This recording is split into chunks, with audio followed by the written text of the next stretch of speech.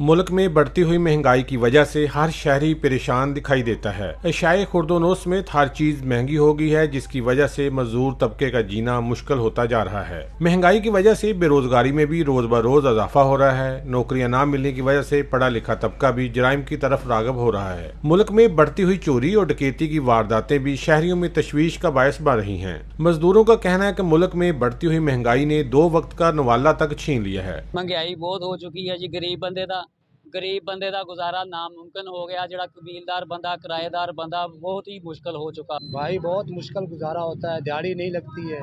माजी सुल्तान से बूटे अली तक यहाँ आते हैं टोबा टेक्सिंग में, तो यहाँ हालात खराब हैं, दिहाड़ी नहीं लग रही। महंगाई बहुत है, मजदूरी बहुत कम है। ये वास्ते आज जिन्ने मजदूर को 150 मजदूर जो फारग बैठा है, इन्होंने वास्ते मजदूरी का कोई इस्तेमाल किया जाए। शहरी और समाजी हलकों ने हुकूमत से मुतालबा किया है कि महंगाई पर काबू पाया जाए और नौजवानों के लिए